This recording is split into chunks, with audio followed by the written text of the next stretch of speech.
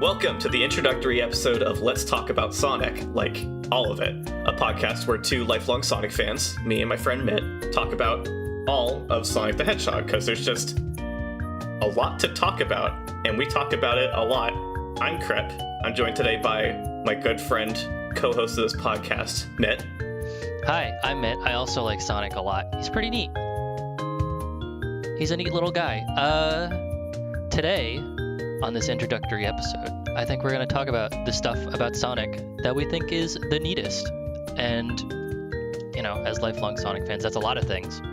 I am more of like an animator's background, while you are more of like a music background. Yeah. And I think that difference will also kind of provide two different interesting contrasts in what we like the most, but it also might not. We also just kind of like the video game aspect of Sonic because Sonic is fun to play and is really cool. I like him. Yeah. And another thing that I notice about like how we relate to the franchise is that I tend to align myself more with the games that came out in the early to mid 90s, and you have more of a base in the games that came out tail end of the 90s, early to mid 2000s. And like we enjoy games outside of those ranges in the franchise, but the games that came out in those ranges color a lot of our tastes and preferences when it comes to the franchise, which I find interesting because we don't clash, but we do contrast. Yeah, I do feel like I have trouble pinpointing what my favorite game is. Like the immediate one is just Mania, because it's just the one that I find the easiest and most fun to play at a moment's notice. But like I wonder if a lot of my kind of the opposite of disdain, like my attraction to that like Dreamcast-y kind of era is mostly because like recently I've picked up Sonic Adventure 2 a lot more than I did before. Yeah. And I've just been kind of hopping around that era a little bit on my own time. But I definitely do agree that you have a lot more of a favor towards the Genesis era and a lot of the earlier games. It's a lot more straightforward for me, yeah. Part of that is that, like, I've been finding myself leaning a lot more toward games that are really pick up and play. Like, you just mentioned Mania. Mania's in my favorite games listed here, though it's got a couple question marks there, because I've started to get, like, a little tired of it, because I've been playing it too much. But it's Sonic CD, it's Sonic 3 alone for me. Like, those are the standouts for me as games in the franchise that I can get into really quickly and occupy myself with, find new ways to enjoy still. Those are the sorts of things that matter to me. For this episode, I laid out some simple questions that we can kind of use as topic starters. And like the point of this from a listener's perspective is to get a feel for not only our rapport, but the kinds of Sonic fans that we are. Get a feel for what kinds of things matter to us for the franchise and draw us in, keep us here, are things that we want to talk about and things that compel us. And we've already kind of dived into the first one, our favorite games in the series. The kind of extension of that I have here also is, what about Sonic gameplay makes us enjoy playing these games? And which gameplay styles, since the franchise is so varied for how long running it is.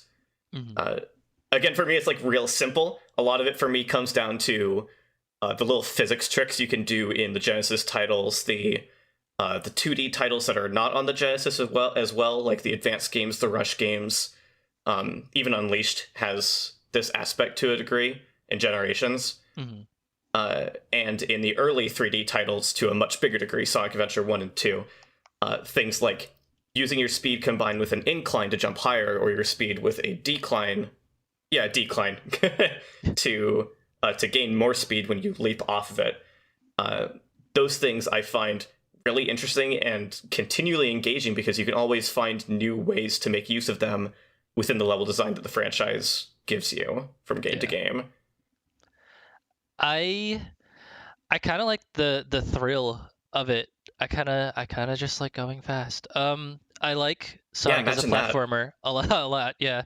I like the the kind of ideas that it introduces, especially in a 2D space. In a 3D space, it's a little more complicated, but I do still think I know what I like, because playing playing through Sonic Adventure 2 Sonic levels, like at my own leisure recently, has really made me realize, wow, this is really, really, really fun to play, because on a micro scale, you're always doing something. Oh yeah, yeah. It is not just going to the end of the level super duper fast. It's more like you have to go to the end of the level while getting a lot of points. You have to do all these little things fast while also doing them well enough to get a lot of points. And there's all these little nuances and differences in the level design that can completely make or break an A rank just by you going out of your way to do that and doing it well. Like, I think the turning point was definitely when I was playing Metal Harbor and I like really got in the hang of hitting the higher part of the rocket, which gives you a ton of points and is basically the only way you get an A rank in that level. Right. Ever since I've been able to do that consistently, that's like my favorite level. It is so fun to just go through over and over and over again. City Escape is also super fun just to like run through. It is a really, really well constructed level.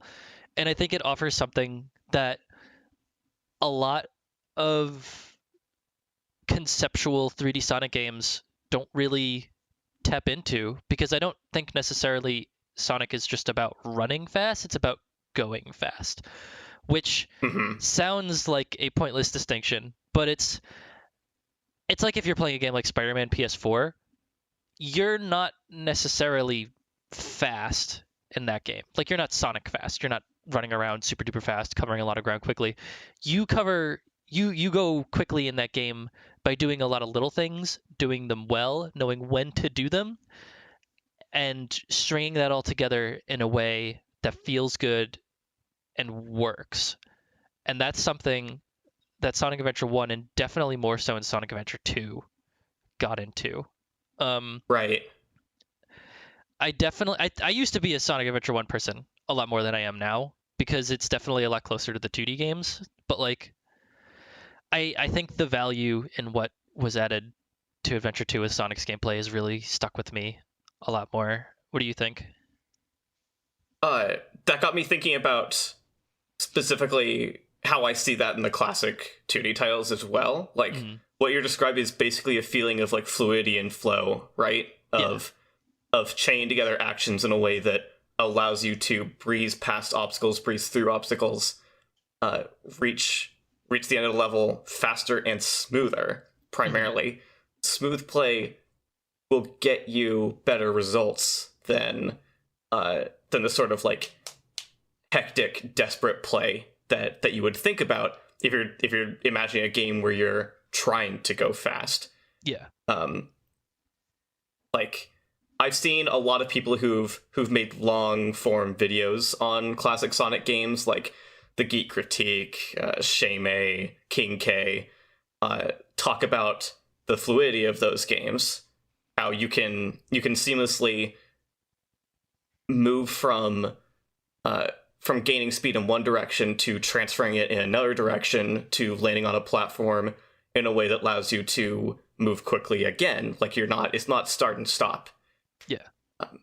And that's something that's harder to attain in Sonic Adventure 2 compared to those games in certain specific ways.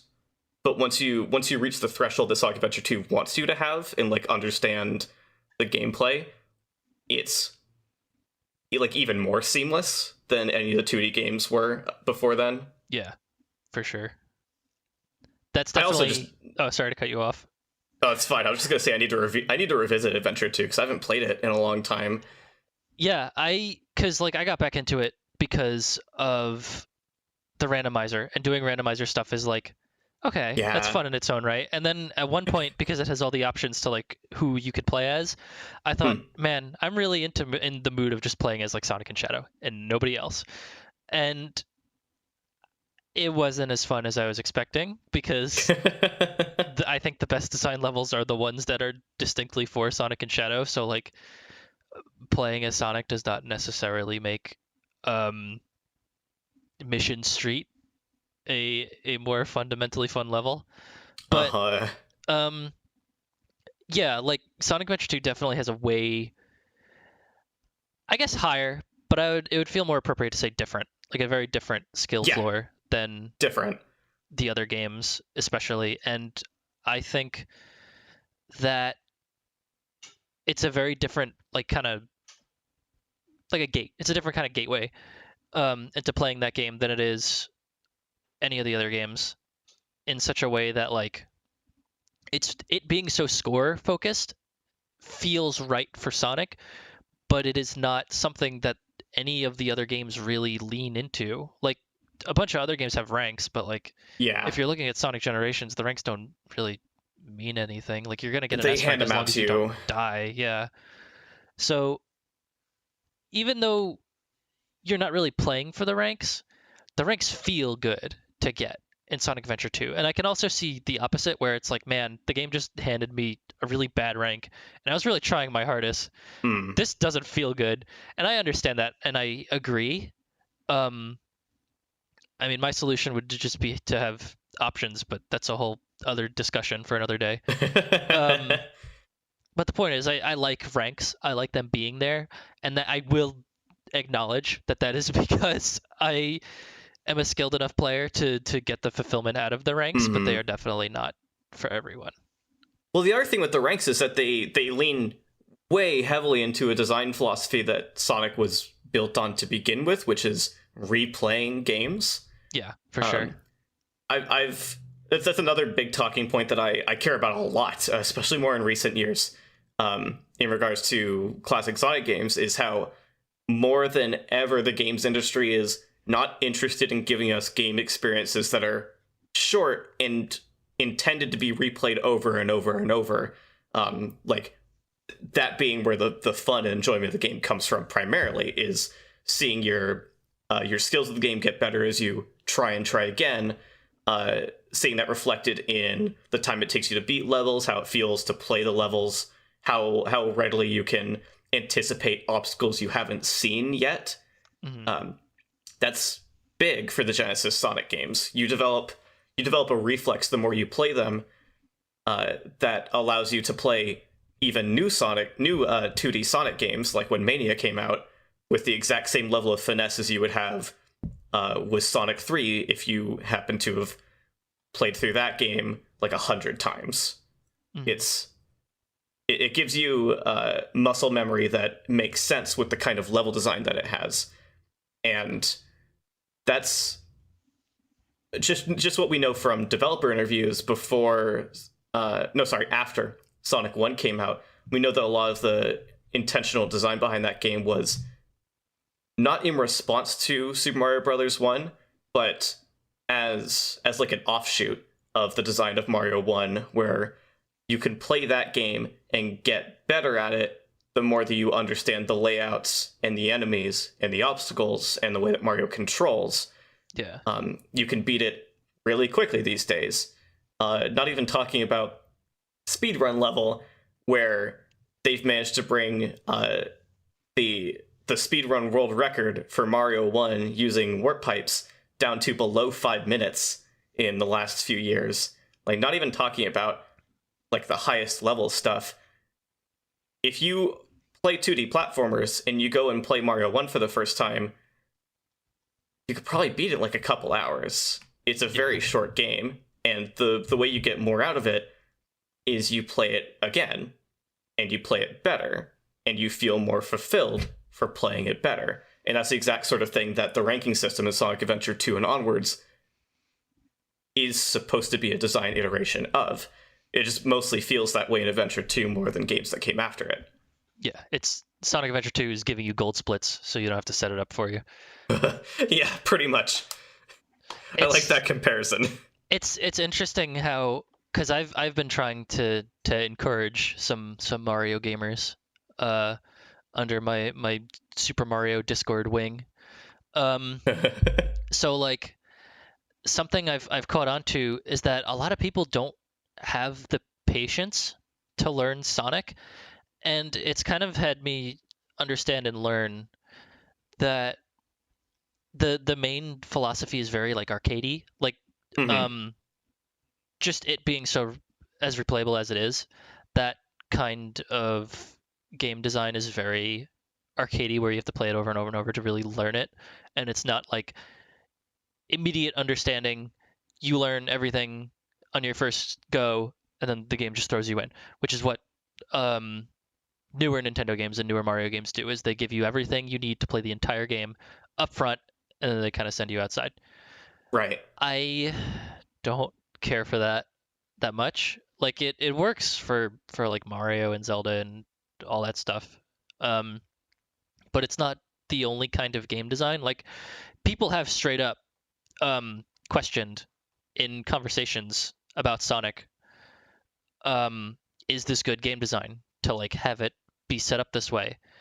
And that's funny that like that's the kind of way that game design is understood now, where Yeah. something like that is seen as outdated or bad game design just because it's not used as much anymore, when it still has its own merits. Like that's the thing about like moving on from older concepts, is that there's not, you don't really have to make them stop. Like there will always be more efficient methods of relaying that kind of information to the player, but that doesn't necessarily objectively make the older methods obsolete. Yeah. If I can interject like a little bit, Yeah. just thinking about good game design and bad game design as terms just reminds me of like how how much people have uh lost their grasp on the terms like gatekeep and gaslight in online discourse about abuse and harmful social circles and like just I think we need to take good game design and bad game design away from commentators for a bit and force them to reckon with what they're actually saying. You Yeah. know, Like I don't think they really consider what it means to say something is good game design or bad game design on an objective level. yeah, it's there's definitely a lot of self-reflection with um understanding how certain things work that is kind of lost.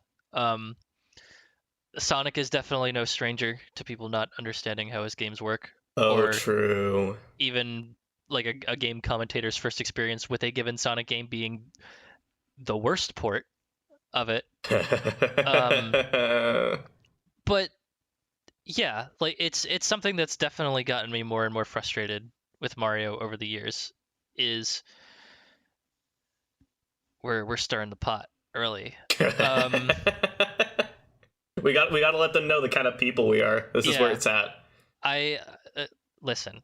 I I bought New Super Mario Bros. U the other day on my Switch, and I played it on the Wii U when it came out, so like I'm no stranger to it. It's not a fun game. I don't like playing it. I also bought Donkey Kong Country Tropical Freeze like a week or two ago. That game rules. And it's got the same kind of stuff that I like in that game that I like in Sonic. And I think that the newer Mario games, and like this kind of applies to the older ones too, but the older ones, so it doesn't matter. But Hmm. I think Mario is viewed as like this objective kind of gold standard, as though everything Nintendo does with the 2D Mario games at this point is like they are so good at everything that they do. It's all like completely perfect level design. It is all completely communicative 100% of the time. You always know everything you have to do, and it's entirely on the player to learn everything. No. There are considerably better examples of everything that newer Mario tries to do, including in stuff like Mario Maker. So like something that I tremendously value about Sonic, that I think it took me until playing through Tropical Freeze again to really get a grip on, is the secrets are very well communicated, and there is a very, very good invisible hand in both games, and they both work in very different ways. I think Right. the invisible hand in Sonic is a lot more Metroidy, where it's not so much like, oh, there's a relatively obvious thing in the wall that like you go there and oh, there's a secret. It's not Hmm. always like that 100% of the time with Sonic. It's more like in Metroid, where it's like the level design is built in such a way that it kind of guides you to this one place, and it feels a little weird that it's like that. So you explore a little bit, and oh, there's a special stage there. That's the kind of stuff that I think really works in Sonic, and the fact that the levels are built in like a playgroundy kind of way, where you can kind of do whatever you want with your physics, really serves to benefit Sonic, like in his strengths. Definitely. And the thing that bothers me about the newer Mario games is how not communicative they are, because they do it the kind of Donkey Kong Country way, where it's a little more visual. Like you'll notice a little kind of thing off to the side, like, oh, there's a little divot in the wall, maybe you can walk through it, or there's a coin or a banana up against a wall, maybe there's something there. With Donkey Kong, there's usually something there, and the level geometry, because it's more of a 3D game, it's a little more obvious that stuff is there. Mario really needs to like not use tiles anymore, because it's never obvious. And like, I know that this is supposed to be a Sonic podcast, but like, man. I mean, the thing you were saying makes me want to jump back to talking about secrets in 2D Sonic, because comparing it to Metroid is actually kind of apt in like even a way stronger than the way you described it, because there's the whole like level design leading you to a point part to it, but there's also an aspect of the game's training you to think, I want to look this way because there could be something that way, or I want to check this kind of terrain feature because time has told me that there's always the chance this could be destructible, or this could be fake, or this could lead to something I'm not seeing. Like it trains you to build an expectation and then jump from that, rather than look for clues that the level designers have explicitly placed for you. Yeah. There's like it's so nuanced. It's really they sound kind of similar putting it that way, but it's an important distinction, I think. Yeah, I was thinking about this earlier when we were first kind of like hinting at it. There's a very distinct language, I think, to how Sonic level design teaches you and sets up your reflexes and what to expect. I forget. Oh yeah, it was Sonic Megamix. That's what it was. All right. When we did the Sonic Megamix LP, there was a lot of level design quirks that kind of went against your muscle memory, and given Megamix, that was probably intentional. Like, that's kind of the point of the game, is to be more difficult in that way. And the fact that you can do that serves to demonstrate that there is like a palpable, tangible kind of language to how Sonic teaches you on what to expect and what the level design can mean for what's coming up ahead. Like, they don't have to telegraph stuff by putting a big flashing sign a mile ahead of it, so you know. You can infer based on like where you are in the level, how far down you are, how much caution you have to use. There's so much to it that really kind of, I got sucked out of what I was saying, but that's okay.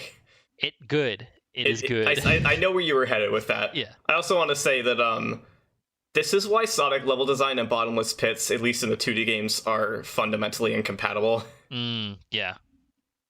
I think that's enough on the gameplay and like mechanics side. There was one other thing I wanted to bring up just really quick that's like the sorts of thing that makes me enjoy playing the games more, which is having multiple playable characters. That hasn't been a constant staple of the franchise, unfortunately. Ever since Sonic 06, most of the games that come out have had either only Sonic playable, or effectively the same gameplay style as Sonic playable, or a secondary gameplay style that's way different. There are exceptions, like Sonic and the Black Knight has other playable characters with mild differences. But for the most part, that's something you see mostly in Sonic 3, Sonic Advance, Sonic Adventure, Adventure 2, Sonic Heroes. Sonic Rush even has Blaze and Sonic playable. Sonic Mania, of course, being a throwback title. And that's something I've loved ever since Super Mario Brothers 2. I think that was the game that got me really attached to the idea of multiple gameplay styles within the same fundamental control framework. Like Mario and Luigi and Peach and Toad in that game all play about the same. They have different movement speeds. Luigi has a much flowier jump, which is the biggest like control difference out of all of them. Yeah. But they all have like some defining characteristic, like how Toad runs even faster when carrying something or digs through stuff faster. Peach can hover. When you have like those mild changes between characters, it makes this sort of a minor personal preference of the kind of character you like to play and why. It's the same thing that gives fighting games their appeal. So Yeah. that's something I really like about Sonic as a franchise. Yeah, it's always kind of funny to me how many people will bring up how many friends Sonic has when it feels like he has like the normal amount of friends. Yeah, do you know how many Mario characters there are? There's simultaneously too many and not enough. But but yeah, the appeal of all the different Sonic characters is that they all have been playable. Like they all have a gameplay style attached to them that people like, even big. Yeah. It's disheartening when there's all these different playable characters who all can easily work under the same roof and offer so much creativity and differing ways of exploring a given level that they just don't attempt anymore. And like with the newer games, like the 3D games, I'm sure part of that is budget. Part of that is also like take a game like Sonic Generations. What can you really do in that game by offering a different playable character in the modern Sonic stages? Because classic Sonic is basically there as kind of as padding, to be a little blunt. Right. The modern and classic Sonic gameplay styles are very incongruous in that way. But like if you were to add like another character in the boost formula, how would you do that in 3D? Because Rush does that, and I think that's one thing that Rush does super duper well, is Rush's level design and gameplay is very conducive to different takes on the boost formula that I don't think are easily as approached in 3D given the current framework, because Sonic is way more speed oriented in Rush, which like is obvious, but once you play as Blaze and you kind of get a grip on how she differs, she is much more oriented on platforming and verticality. All of her tricks are more built around covering a ton of ground all at once. She jumps higher, she has a lower top speed, she can hover, and that all makes her very different and more fun to play in certain situations. Like in Rush Adventure, straight up, the second act in I think every given zone is built around Blaze, and the first act is always built around Sonic for that purpose. Mm-hmm. And that offers a really interesting take on the levels that they never really, I wouldn't say they ever really come to like the kind of crescendo that they do in the early Genesis games, where it's like you have all these different playable characters and all the level design is intertwined in such a way where, yeah, you could do all these things the same way as every character, or there's different paths that are built with a given character in mind. Totally. And like stuff being built with a certain character in mind is, I think, the problem with 3D boost games is that they're very, very tightly built around the exact things you can do as 3D boost Sonic. Yeah. And if the designers keep doing that, they're making it impossible for them to come around later in development with the thought of like, what if we added a second character with the budget we still have left? We've done X, Y, and Z. We have the time and resources to do something simple like add a second gameplay style where there's one new mechanic, we drop an existing mechanic, we go to a different model and a couple different animations. They can't really do that so well because they're very restricted in the types of traversal that their level design allows for. Yeah. I think that's also why Shadow Enforces is so strange. Right. Because he is basically just Sonic. And like it's cool to play as Shadow, but it's just a reskin. Yeah, when it comes down to it, he's just the same. And like, to be fair, in Sonic Adventure 2, he's still pretty close to being a reskin, but he technically isn't, and he gets different levels and all these different things. Like, the whole point of having the two characters on each side in Sonic Adventure 2 is to have different levels that tell different stories using the same mechanics. Yeah. rather than exploring the same levels with different mechanical focuses. Yeah, I think that is something that I don't know if I totally vibe with Sonic Adventure 2. Hmm. It's still been a little bit since I last like really dug into Sonic Adventure. But with Adventure 2, it's definitely like I only like playing as Sonic, and that's because the gameplay is what I expect out of Sonic. Right. I know that the exploration levels, especially, have their fans, and like the mech stages are there too. Um, but I just don't really vibe with them as much. I feel like they break the pace a lot, and I don't really know how you would necessarily fix those. I think that's an interesting question, probably also for another day, is how Yeah, would you make the different game styles in something like that a little more congruous so it kind of blends better.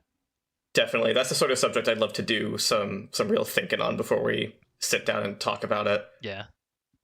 Um, like I said, I think we've said enough on the gameplay side, Yeah. but there's definitely a lot to talk about there. Yeah. That's the whole point of the podcast.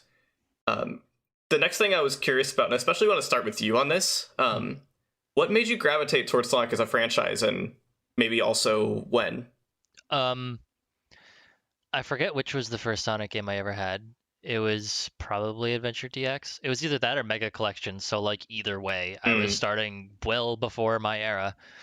Um, and like Mega Collection just has a ton of stuff. It's got like everything in it. And even though I wasn't good enough to like really unlock things, and I'm pretty sure it wouldn't save, um, it was still enough. Especially like going through the gallery. That was probably something that I gravitated to more than the games themselves. Is like looking at all the comic covers. I'm pretty sure they have a couple of, like maybe an issue or at least like a chapter of the miniseries.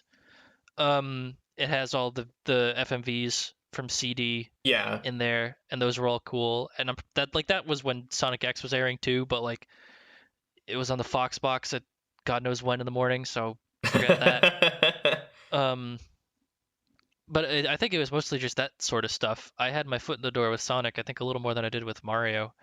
I don't even remember what my first Mario game was. Um, but with Sonic, it's always kind of been concurrent. I had no like standard of quality as all kids kind of do. Yeah. Yeah. That kind of comes with being a child. So like I was exposed to so many different Sonic games. I had the Mario Kart demo disc, and I'm pretty sure that had a demo for Sonic Heroes. I had Shadow. My neighbor had Sonic 06, and I always thought that game was cool, which was because we would only play it for however much little time in each session, and we would make like no progress. It would just run around as Sonic, experiencing the thrill of being a child and seeing Sonic in like a real world in HD. Yeah. And like there was never any dissonance. It was always just like a cool game. He's real. Yeah. I had Adventure 2 Battle. That was also something that I kind of dipped into, but it was mostly Adventure DX. That was definitely my game more so than Adventure 2, I would say. So would you say like one of the things that really brought you in early was like the look at the games, and that's why stuff like browsing the gallery was big when you were a kid? I think I just liked Sonic. Like I just liked the little guy. He's just a cool little guy, and I liked looking at him, and I liked seeing him run around. And in the 3D games, that was the closest thing to like really seeing him run around, because like in the 2D games, it's way harder. Yeah. So just seeing all the stuff in the games, I guess, was what kind of drew me to him. Yeah. I guess it's similar here. It was even further back for me, so I have kind of like a really tenuous grasp on it, but the things I always remember is that my older sister, who was the one who owned all the game consoles in the family pretty much, she had a Genesis and she had Sonic 2. And I would boot that game up all the time, just like any other game we had that I was interested in trying. I would start it, play through a couple levels, hit a wall, and then stop, and then do it again like 2 hours later or the next day or a week later.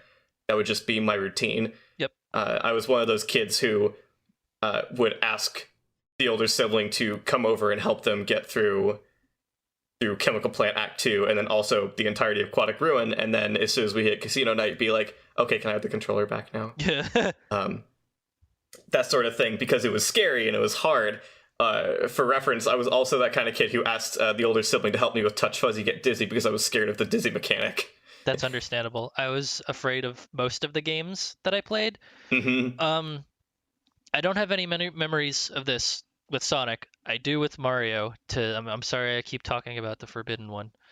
I remember being too afraid to go into Hooktail's castle. I think it was like two different phases of that. It was I was too afraid to go into Hooktail's castle, and I was too afraid to go like into the area where Hooktail herself is. Oh yeah. Because the music stops and it's scary. Yeah. I'm trying to remember if I was afraid of like anything else. Maybe I was afraid of Luigi's Mansion. Probably not. I don't really think I was. I think I was mostly afraid of like video game death. Yeah, that's a big one. I feel like I should make it clear also that we're not the kind of like the console wars in the 90s never died type of people. It's just that we have a lot of pushback to the current like general perception that Mario's kind of infallible. Mm-hmm. I think like Mitt's already spoken to it plenty and well enough, but like people think of Mario games as these immaculate pieces of design work. Yeah. Both in terms of actual analysis and in terms of just sitting down and playing them. And there's a lack of recognition of the kind of like sterility. Is that the word? Like sterileness of a lot of Mario games and some other Nintendo games these days. It's not like they're bad games. It's just people tend to not think of them as critically as they do even Zelda or Pokemon for some reason. They're just like untouchable, the kings of gaming.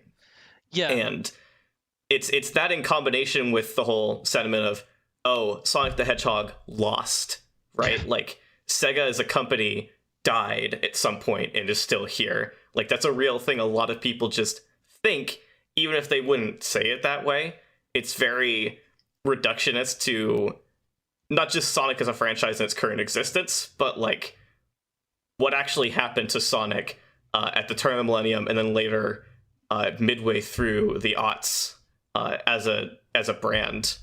Mm-hmm. Like there were some very specific rough patches where a game came out and it got some really bad reception because it wasn't great, or it had some strong flaws that people couldn't get past, and it happened over and over. And then people just think that's what Sonic is now. Yeah. There's definitely been that kind of shift in bias. With Mario, I feel like ever since I really came to grips with the fact that people valued the polish of Mario games more than anything else, it kind of put a lot of things into perspective, because I am your resident Mario Sunshine fan. You'll never guess what t-shirt I'm currently wearing. So I really love Mario Sunshine, and I love its world, and I love playing it. I realize that it's kind of buggy. I don't care. It makes the game more fun for me. Yeah. And the fact that there's so many people who can't get past that hump, and like even the fact that it's harder, like I get it. It's still fun to me. It's the same kind of thing as Sonic. If you grow up playing Sonic, you will learn to absorb video games in a completely different way. I agree with that fundamentally. And the fact that there's been such a long time between like really solid 2D Sonic games, and all the 3D games never really bothered with that since the adventure titles, Mario and those who follow his philosophy we're basically left to pursue immediately understandable games where you play the game, you sit down for 5 minutes, you get the whole thing, and then you just go through, and it gets harder and harder, and it's basically just reaction time and prediction. And they don't really ask that much of the player. we're drifting a little back into video game or game design stuff again. But like, well, I was just gonna say really quick that like that's part of why we're here, right? Is to denounce Super Mario as a thought leader. yeah, of course, the Mario hive mind. Yeah, the Mario hive And I mind. mean, we're here as the most famous podcast in the world, Right. to stop it. That's our job. That's what it's here for. We've So, been appointed. yeah. So I think that's why I'm not super big on Mario as much anymore, but I feel like I'm growing closer to Sonic is because the ambition of Sonic games is so like palpable. Mm-hmm. And that's why the past couple of games have felt more soul crushing than like Shadow the Hedgehog and Sonic 06. Because those games are really ridiculously ambitious. You might say that they are very tonally stupid, and on some level I'll agree, but you can't really knock the ambition of both of them. Like they both tried to be these really crazy big things, and like it or not, the gunplay in Shadow is pretty good. And I also recognize that that's kind of a manufactured problem because it's only because Heroes added health bars to Phoenix, but make whatever. combat a focus. Yeah, it's still like I will value those games and their ambition way more than those that do not, because like Forces and Lost World, more so Forces, I can't get into Forces the same way I can Generations, and I love boost gameplay, especially in Generations. That it's so fun to like replay levels over and over, and they're really short. You do it faster and faster and faster. The only thing that sucks is that there's not like the kind of feedback that Sonic Adventure 2 gives you, where it's like it really challenges you to play better. Right. But with Forces, it just feels like nothing. It's just like a big nothing game. And like even with it's so thin. Yeah, and with like the big new thing it adds, the Avatar, which is like a really smart idea, and I think it offers the most out of everything in the game, they just don't do a whole lot with it, and it feels half-baked. And like with Lost World, it's more just that the game isn't fun to play. But yeah, you could also kind of tell that they didn't really put as much ambition into it. There are ambitious ideas on paper. Having parkour in Sonic is a huge game changer. Yes. That this game did not do anything with because it couldn't. The level design of the game is just nothing. There's nothing to it. It's like trying to put parkour in Super Mario Brothers 1. Like, what are you going to do?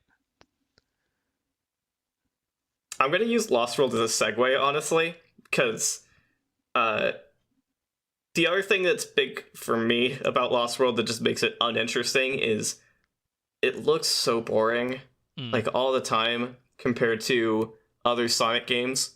It really, like the visual design is very flat. The level design is so compartmentalized that you don't feel like you're actually in a place compared to the continuous level design of the 2D games, the most of the 3D games where a lot of the times the level design will be over bottomless pits, but you don't necessarily feel like you're suspended over nothing because you can see so much around you. It feels like a real location. Yeah. Lost World lacks all of that, and there's a reason people compare it to Mario a lot in terms of its visuals and level design, and it's not just because it shares certain design philosophies. It's because Mario as a whole is more concerned with an aesthetic than it is with, like, a sense of place, I guess, for lack of a better way to put it. Yeah, Odyssey like is probably location. the closest. Odyssey and Sunshine are probably the closest that Mario has come to grasping that concept. Sunshine especially. Yeah. But Odyssey is a runner-up because that game is so interested in different locales and how they contrast with each other. Yeah. Sonic Lost World lacks all of that. It's just set piece to set piece, suspended over nothing, without a whole lot else going on, and just doesn't really compel me. It takes place in this part of the Sonic universe that they decided existed at the start of that game, which is fine. That's what new pieces of media do, is introduce new things. But it takes place in a part of the Sonic world that feels completely divorced from anything we've ever seen before, in a way that makes it boring. Yeah. And I want to brush that under the rug as we talk about things that do compel us in the world of Sonic. For me, it's a lot of the stuff like I was talking about, a lot of stuff in visual design, like where Lost World lacks a lot of the 2D Sonic games and some of the 3D ones. Looking at like Heroes in particular, since it was inspired by a lot of the visual design of the games that had come before Sonic Adventure. Mm-hmm.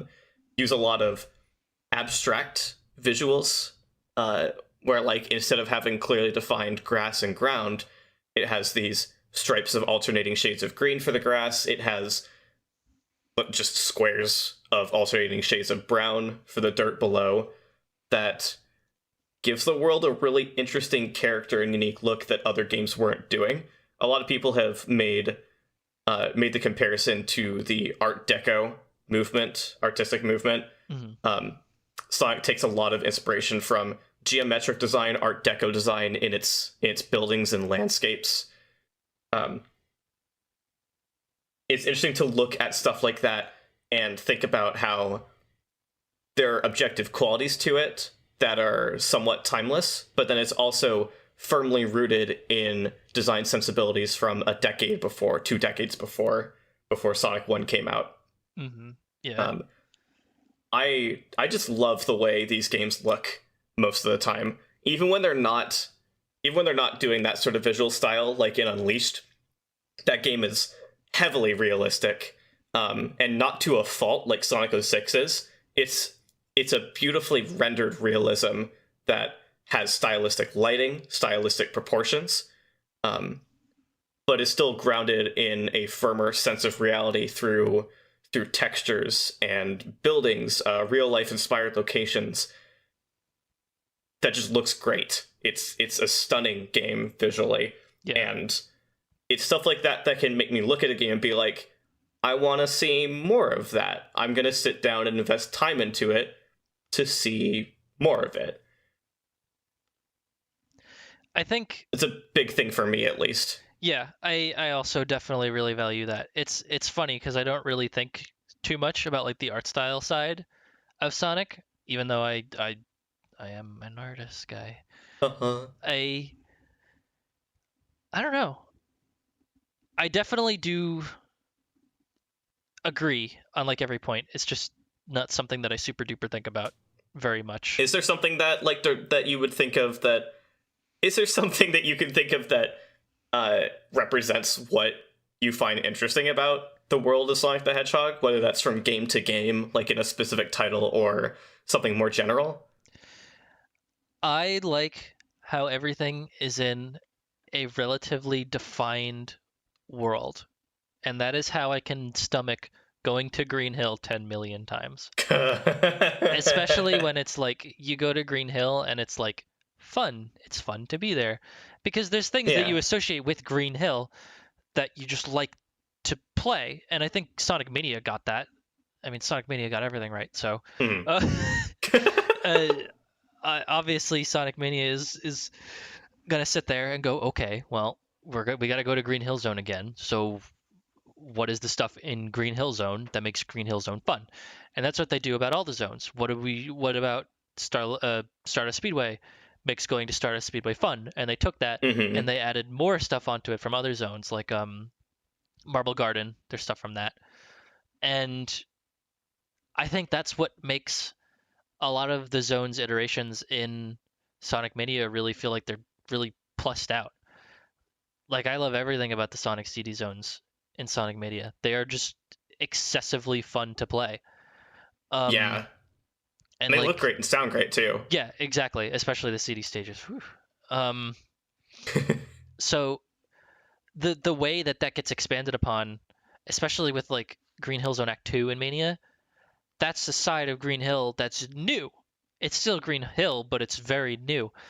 And I will never say no to something like that. And I think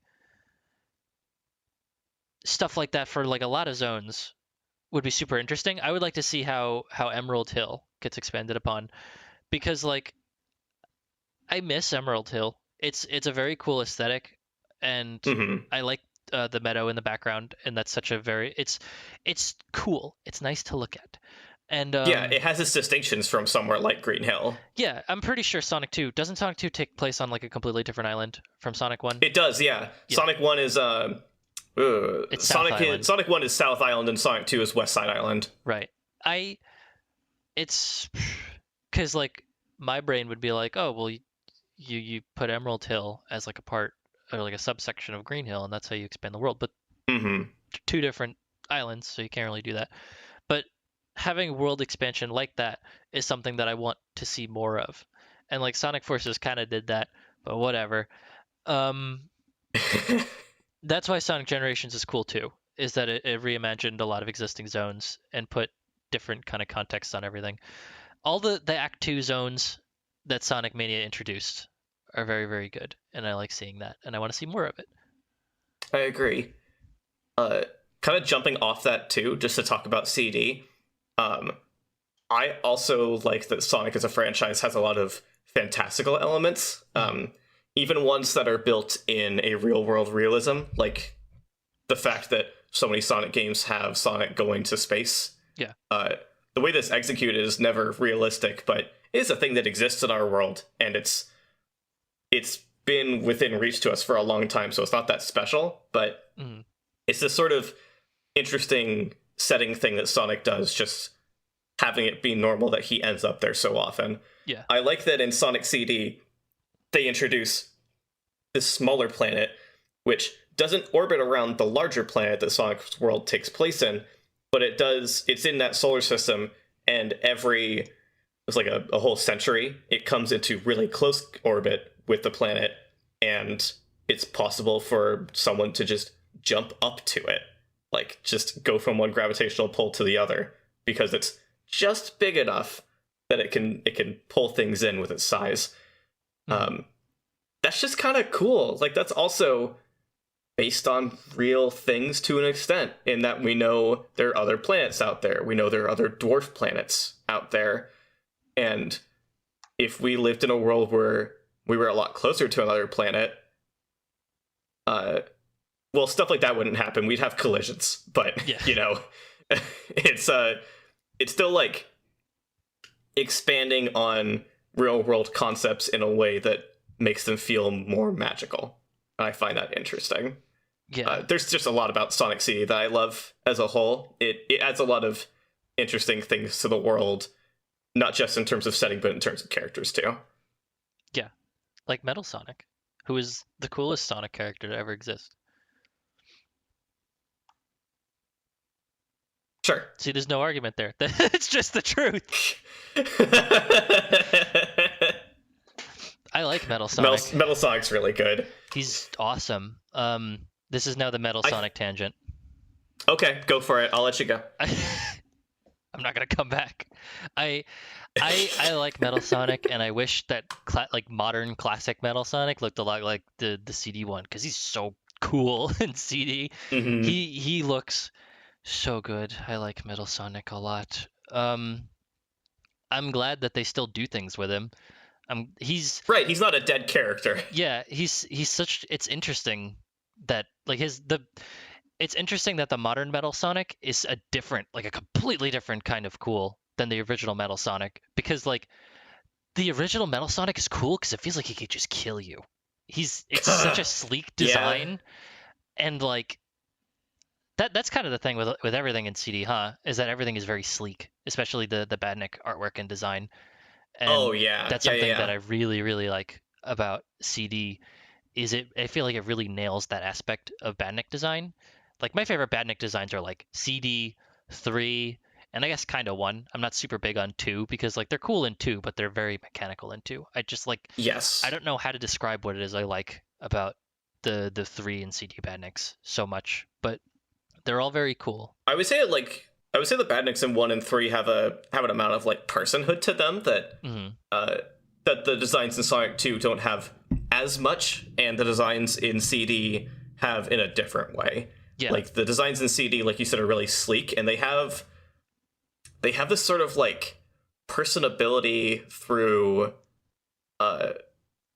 like roundness and soft shading more than they do through the actual designs in terms of proportions and placement of elements on them. Yeah. I like the little googly eyes. I put out a bowl of water and your favorite bed on the porch to get you to return from your Metal Sonic tangent. Okay, I'm here. Okay, thank you. I have Metal Sonic with me, but I'm here. That's fine. I'm just glad you're home. Let's get you inside. So... It was the Metal Sonic and Badnik tangent. We brought it home. It was the Metal Sonic and Badnik tangent. I never had too much attachment to Metal Sonic, and I think it took me till just now to like actually think about it and figure out why. It's not even like a big deal. It's mostly like I feel like you see more potential in the character. When you look at Metal Sonic, you see the potential in the character more than when I look at the character and I just see what's been executed with him, which is not as interesting most of the time. Because what I would find interesting about Metal Sonic is what they did in the OVA, if they did that more often, where he is just Sonic. Yeah. But time and time again in the games, they insist on giving him abilities that are completely outside the realm of possibility for a hedgehog who runs fast, and then try to say, yeah, this thing thinks it is Sonic and thinks it is the better Sonic and tries to out-Sonic Sonic. Like, yeah, he's not really doing that if all he's doing is flying around and exploding, and electrocuting himself. Which is interesting, because like, if the main like conflict with Metal Sonic is that he thinks he is Sonic and he thinks he is the better Sonic, and he sees the other Sonic as not the real Sonic, then like, what else does Metal Sonic do? You know, like, what is his alignment besides with Dr. Robotnik? Like, is he interested with helping other people? Is the idea that he's just Sonic without a moral compass? Right, like they don't expound on that at any point. Yeah, I want to say the comics do that a little bit, probably, but they don't. Like, from what I've been rereading, which isn't very far in, they don't really do that. Granted, I'm also not thinking specifically of Metal Sonic. I'm also thinking of like Evil Sonic, which is kind of that concept, sort of. It's more so like, here is Sonic if his morality was flipped upside down specifically, not necessarily no moral compass, just that he's a mean guy now. And like, he's not even outwardly like evil. Like, he'll say he is, but he's just like kind of rude. He's like annoying. And like, that's accurate. Yeah, you'd think like the point of Metal Sonic would be to at least with the way that they've characterized him, would be to introduce another Sonic who wants to get rid of Sonic so that he can be Sonic, and then Eggman has a failsafe should Metal Sonic actually win out, so that suddenly there's no Sonics, right? Like, why else would Eggman make another Sonic? Because this Sonic is evil. So now he has his own evil Sonic. Yeah, so if that's the intent, then do something with it. But if they did that, then Metal Sonic would be a very, very tragic character, and they can't have that kind of development right now. No, I guess not. I don't know. Maybe that is in the cards in the future. Like, having that kind of tone in the franchise again. Yeah, I would like that a lot. I kind of miss that. I'm not super big on the cartoony tone that they've been having, but I really like the kind of... I don't want to call it melodrama. Like, it is. But, like, when I think of it like in Adventure 2, to continue beating a dead horse. I just like the kind of tone of Adventure 2. It's very carefree. Right. And, like, even though, it's got a lot of melodrama in it, it never feels like it gets in the way of the tone of the game. It's like, it doesn't get in the way, and it doesn't kind of pull anything out. It just gives weight to the drama that is happening. Exactly. Like, Sonic Adventure 2 sets up stakes and then follows through on them. Yeah, exactly. And that happens so rarely in the plots of the more recent titles. Yeah, because that also gives characters like Sonic, who don't usually get opportunities to be anything except like cocky and smirky, to experience other emotions and like get frustrated and be a little uppity, and that I think is what really makes the character likable and feel real, especially in the context of that game. And also, Ryan Drummond's performance kind of rocks in that game. He's like super good. Yeah, he is my favorite. Yeah, I miss him. If anyone else misses Ryan Drummond, I highly recommend going and seeking out Sonic and Tails R on Emu Emmy's channel. Emu Emmy? I'm not sure. On YouTube. It's an audio-only series written by Emmy, voice acted by Ryan Drummond as Sonic, Emmy as Tails, Mike Pollock as Eggman, and others, telling a new story, kind of with the adventure sort of like tonality and backdrop. Yeah. It's plenty good. It's still ongoing at the time of recording. It is very good. I do like it. I kind of want to hear him like in the role of a game, because it definitely feels like his voice is a little different. Right. It's a little more like laid back now, and I do kind of miss the like bombast that he used to have, which I would assume that they would do if they like had him in a game. That would kind of come with doing like the character barks and stuff like that. Yeah, totally. I saw someone else make the point, talking about the series, I think on Sonic Retro, that like, I'm sure a lot of that comes from the fact that he's not in a studio. He's not getting voice direction from a Sega employee. He's getting voice direction from Emmy. And whatever that's worth as a Sonic fan, it's just a little different. The environment is different. He could probably do the voice different if he was instructed to do it differently than how he's been approaching it. Yeah. For something that's just a fan effort, it's more likely that he's been given really light directions and has been told to interpret the character the way that he would. Despite the like distance he's had temporarily from actually playing the character in game roles. Mm-hmm.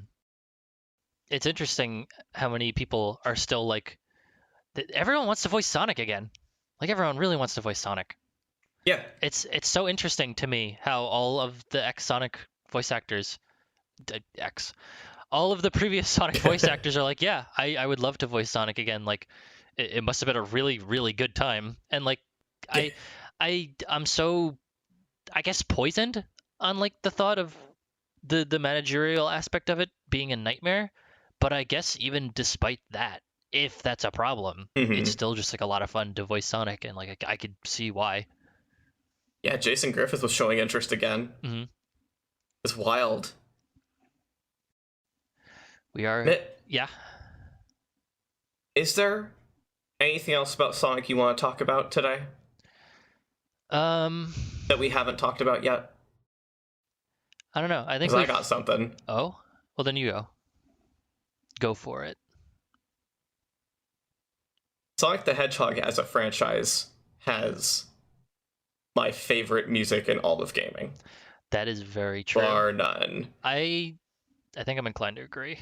There are a lot of great game soundtracks that are outside of the Sonic franchise, but I don't know any that top my favorites. Yeah. So as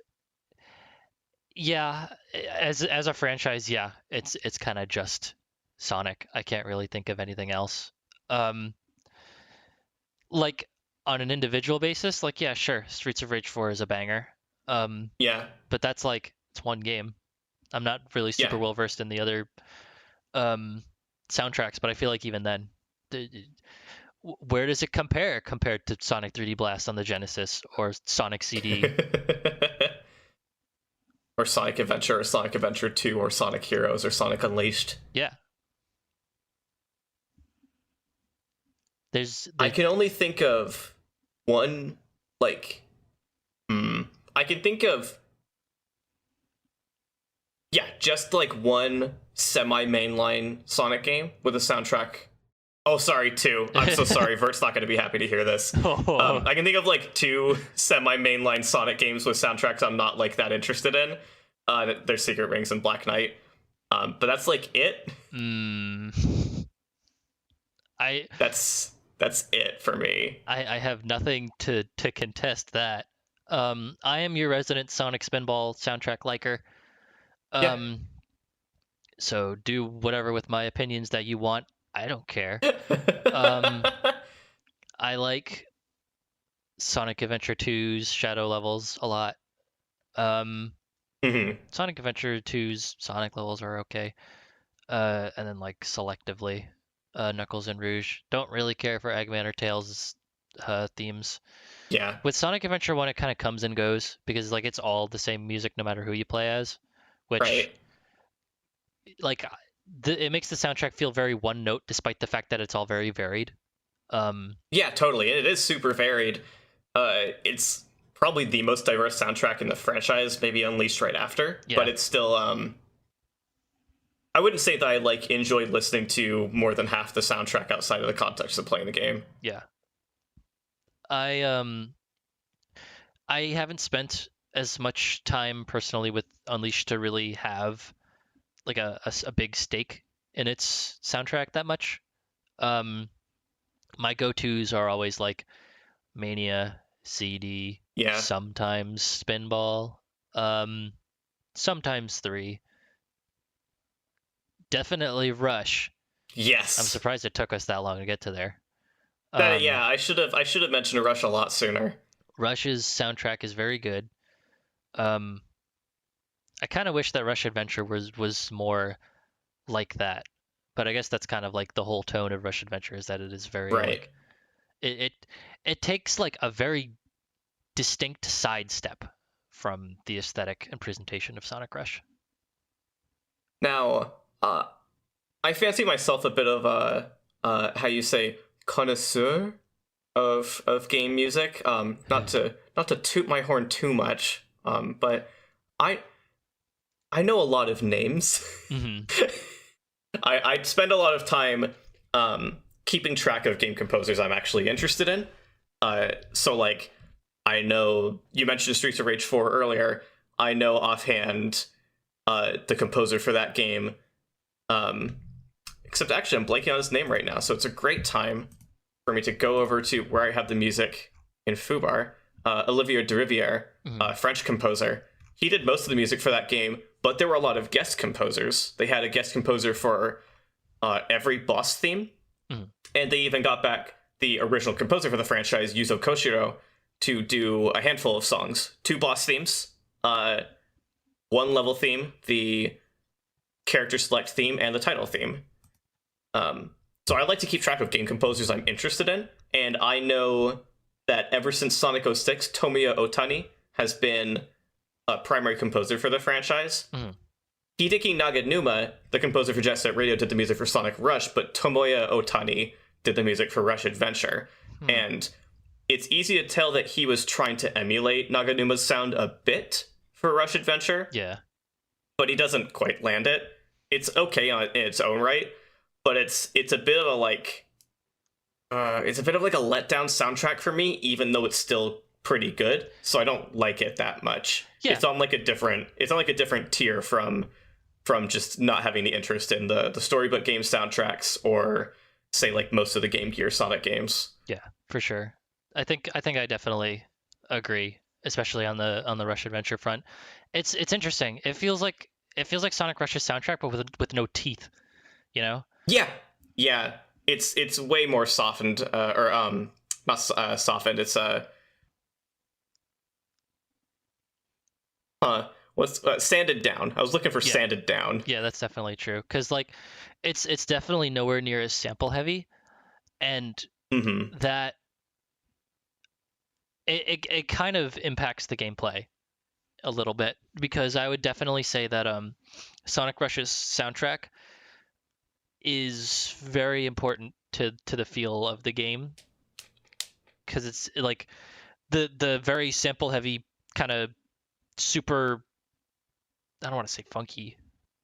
You would probably know, like chopped up. Yeah, like the way that the soundtrack is composed definitely meshes with the kind of grungy, fast-paced feel of using the boost. Yeah, in a way that Rush Adventure doesn't really emulate. I could super see that, because when you get into music that's heavily based around samples, you get into a lot of repetition.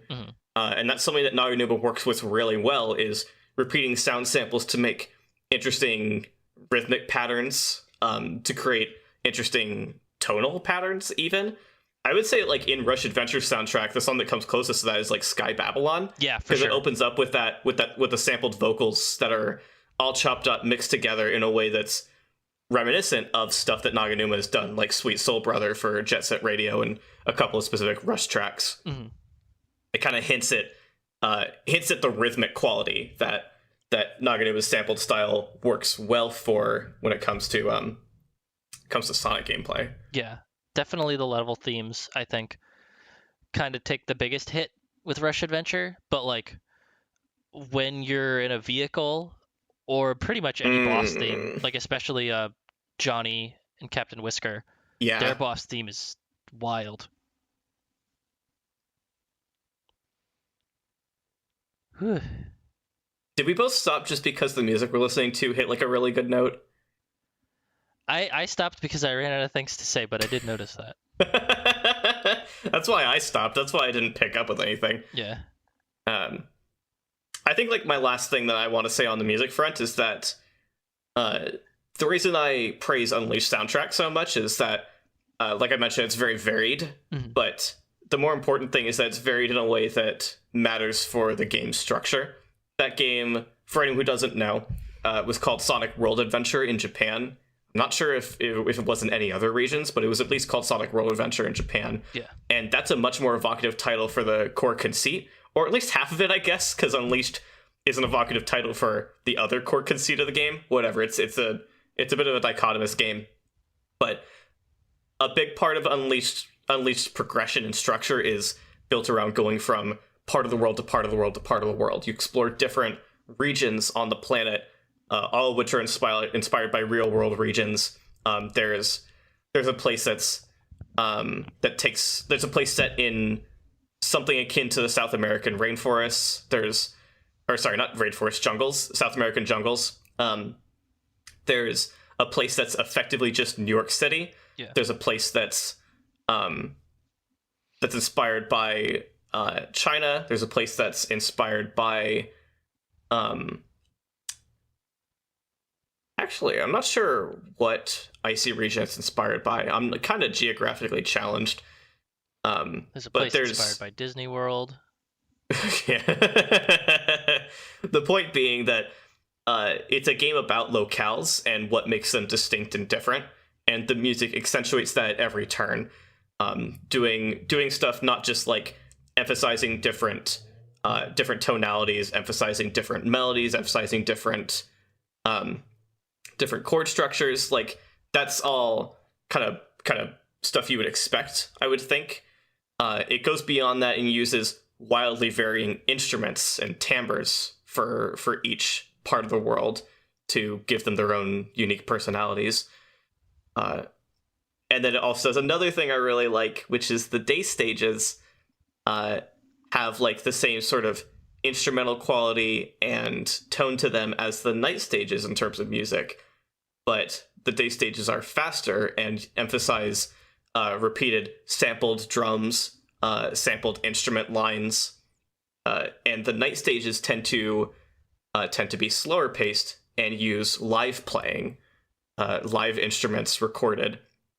And I just think that's really cool in how it sets apart the different gameplay styles, not just in the way that they control, like that's base level stuff for the game, but it adds on to that by differentiating them in the way that they sound fundamentally. As you might be able to guess, I really like sound design.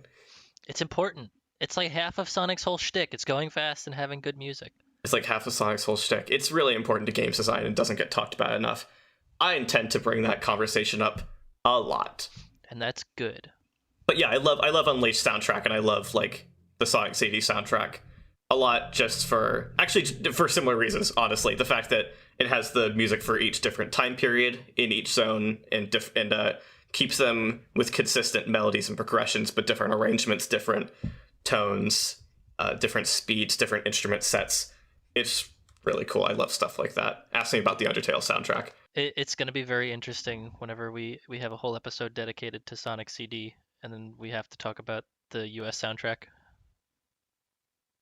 We'll get to it. Yeah, we'll We'll get to it. It'll happen. We'll get to it. I'm going to ask again, is there anything else you want to talk about? I don't really think so. I think we've definitely covered most of the broader strokes, because like the thing that's been on my mind lately is the comics, and that's also we'll get to that when we get to that. Mhm. That's too much to talk about right now. That's something I'd have to do my own research on, since I've never read them. I've only ever had passing experiences with them, including reading like reread type blogs on them before, stuff like thanks Ken Penders Yeah. on Tumblr. But I don't have much in the way of direct experience, so I want to be a little. I want to take the time to read some of them myself to get the experience necessary to really talk about them. Yeah, I'm very familiarized with a lot of the earlier issues, and then like a couple of crossovers and later arcs here and there. But Mm-hmm. I have been rereading through them now, and I'm not that far in. I think I mentioned that earlier. But Yeah, you told me before we started recording that you were like yeah. 20 some issues in. Yeah, the tone shift is like you could really feel it. It kind of hits you in the face. I'm past the part where Jeffrey St. John first shows up, and that was like the point of no return. Once you get there, you kind of just wish that Sonic would like say funny things again, but I'm too far in now. If anyone listening right now knows who Jeffrey St. John is, I apologize. There's some things I wish I could save you from. Yeah. There's a lot of really interesting Sonic multimedia out there. The multiple Deke shows that happened in the 90s with their own canons and storylines. Sonic X as a semi-adaptation of the games. Sonic Boom as, again, its own thing, intended to be like an offshoot of the franchise to its own universe with spin-offs. Lots of interesting stuff, and I'm sure we'll get around to dedicating a lot of time to those things in the future. Yeah. You know what? There's just so much to talk about Sonic all the time. You know, we could make a whole podcast out of that, I think. Yeah. Well, I don't know. Doesn't really sound like a good idea. I'll sell you on it eventually. Okay. We'll see. Thank you all for listening. I'm Crepe. I've been Crepe this whole time. I'm Mitt. I've also been Mitt this whole time. You can find me on Twitter at CrappyBlue. That's CrappyBlue. You can find me also on Twitter this whole time at twitter.com/Mitsumi Mario. That is MITSAME Mario. And you can find this podcast on various places on the internet. We have a small page set up at LTASonic.card.co. You can find us on Twitter at LTASonic, and you can find our Patreon at patreon.com/LTASonic. If you find this interesting, stay tuned. We're gonna do more of this, I think. Yeah, hopefully. Probably. Yeah, probably. Yeah, probably.